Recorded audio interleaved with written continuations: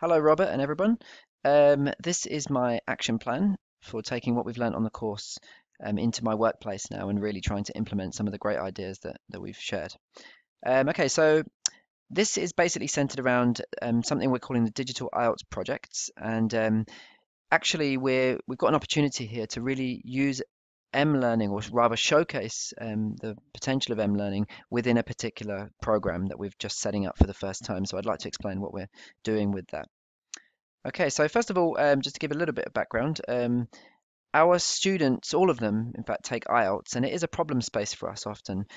These are some of the key issues. Too many students struggle to really jump up from that intermediate plateau, and their language doesn't seem to improve very markedly over time, which is a really key issue in terms of motivation as well. We have, in fact, reduced the class time for IELTS for some obscure reason. So there's more and more pressure to teach to the exam. Teachers feel they haven't got time to be creative and to do something more dynamic with their IELTS teaching, which is actually what would engage students and what would help them improve and, you know, overcome that intermediate plateau. So this is the issue we've got. And also, I think the perception of IELTS, we've done quite a lot of feedback surveys with students, and they see it as oppressive, irrelevant, and too abstract. They really find it difficult to get inside the exam and engage with the material that's covered. Now, what can mLearning do and digital learning in a wider sense? These are some of the things that I think it can help us with. First of all, I think as we've learned on the course, simply having more dynamic platforms often increases engagement with students. We looked at that when we looked at high resource contexts in particular. There was a lot of mention of that. In a similar vein, it can help with time issues. We've got a time problem here, as I just outlined, and these tools can help us achieve a mastery of time where more flexible and personalized learning is possible, and students can learn at any time, of course, outside the class time as well. Also, we feel that using these digital tools, particularly students' own devices, we'll come to in a second, will help to reduce learning curves. Students often feel very deficient when it comes to IELTS, and their weaknesses are often highlighted. So I think we're hoping that working with more intuitive visual interfaces will help them to feel closer to the exam, if that makes any sense, and more confident in their own abilities to learn what they need to learn. And also, of course, we think that using these kind of mLearning tools will help make IELTS, which is often such a lonely journey for students, a more active and social experience for them. Okay, so let's have a look at a couple of things just very, very quickly before I actually show you what we're planning. So first of all, we looked at my context. I think it was in week 2, and we looked at these, this sort of continuum, these continuums. I'd just like to outline where we're thinking of going with this project. So I think first of all, it'll be mainly on the move, but we will meet them once a week. So there will be some classroom kind of space once a week for an hour, because this project is sort of after school. It's part of the enrichment classes, so it's not part of the sort of core curriculum. And that'll be quite nice, I think, because we'll use the class time to set them up on projects and sort of support them as they're doing their projects. And then most of the time they'll be hooking up together in groups outside of class and sort of working on their projects. It's going to be own devices, all BYOD. Because all our students have got fantastic smartphones, and B, because we haven't got class sets or enough of them to really make this work. And in terms of content, it will be rich content. So there'll be lots of video content, and they'll be doing research from lots of different places around the web. We won't be too prescriptive about that, although we will guide them. The plan is to use student-generated materials. I'm not going to use any sort of available podcasts like British Council ones or whatever. We actually want students to create their own material and, in effect, create a culture around IELTS where they're sharing what they're creating with each other. Okay, so let's have a look at how it works. So this is just a quick sort of project plan. This is what we're advertising to students: digital IELTS projects enrichment course, learn IELTS in a creative, collaborative, and modern way. So we're very explicitly telling students as well that they're not only coming to us to learn IELTS, but also to improve their digital skills. So it gives them another layer, another sort of motivation. And we're foregrounding the idea of doing group work, making it, even though it's an exam, it's an individual exam in the end, making it more group focused, making it more multimedia as well. So we're hoping that this will attract students onto this non-mandatory course. And going forward, obviously, we hope that we get more and more students signing up for it. Basically, we've outlined 6 projects. We're going to do different topics. So every 2 weeks, we have a different typical IELTS topic. So business and work, environment and travel, and so on, health. And each time there's a round of 6 projects, and students in groups will basically get allocated one project, and then they have to create something. So for example, we've got TV news debate, survey, infographic project, and so on.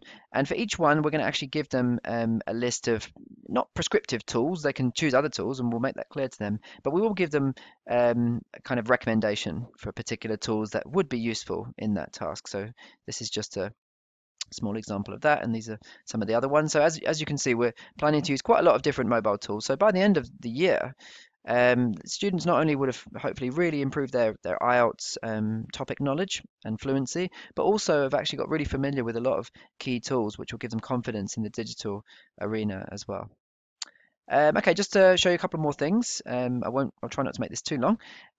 We've set up a VLE site for this on our Moodle pages. Just to quickly show you some of that. So we've made an infographic which we've almost finished to give students an awareness of what we're trying to do here. And even this, it's colourful, it's different, it's dynamic, and it's visual. And I think that's everything that IELTS isn't. And we're really excited about the potential here of digital tools and mLearning tools in particular to really personalize and visualize IELTS in a new and sort of attractive way, really. We've got project briefs, so this is just an example of one. So we outline what students are expected to do, and on those briefs, I think this is the key point with regard to our course, we're going to give them again, the digital tools. We're going to give them recommendations of the tools. We're going to include video tutorials, so which we're sort of preparing over the summer, so they can link from this document to the video tutorials that we're going to make. And we'll also give them spaces at the bottom here to recommend other apps that they think work better perhaps than these ones or just as well, so that we can keep updating this list and so that students feel like they're co-creators of the learning experience for themselves and for their peers.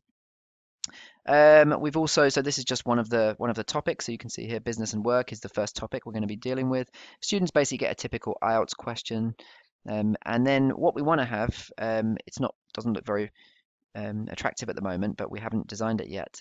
But eventually on our VLE page, we want to showcase all the student examples. So for themselves, but also to share with other students who aren't even doing this course, and create a culture around IELTS. So we really want to make the VLE a personalized space as well, where it's full of student generated work.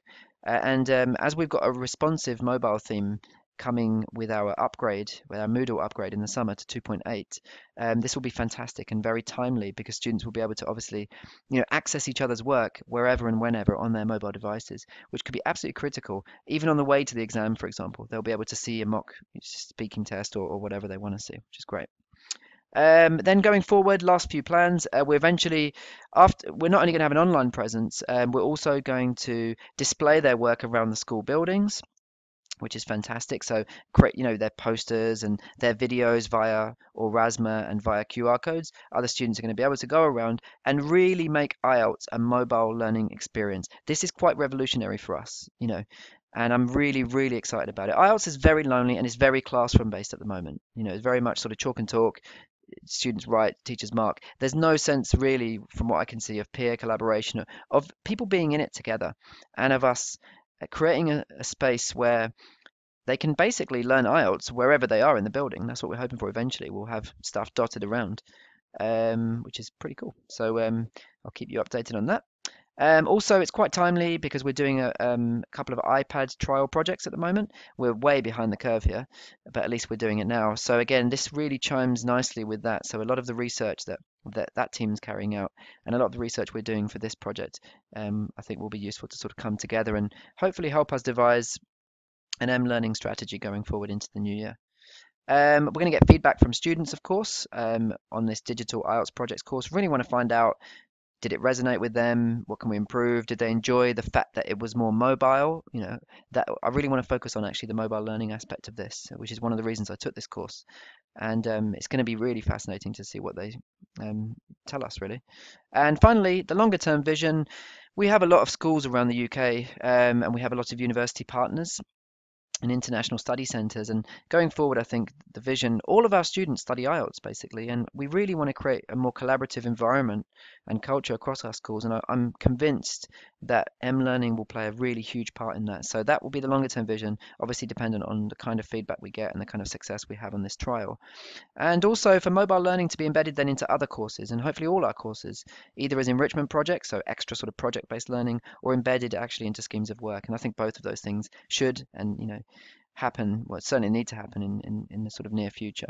So that's pretty much my action plan going forward for the next few months, and I'm really excited about sort of implementing many of the things we've learned in the course. So thanks very much for everybody for your contributions, and take care. Bye.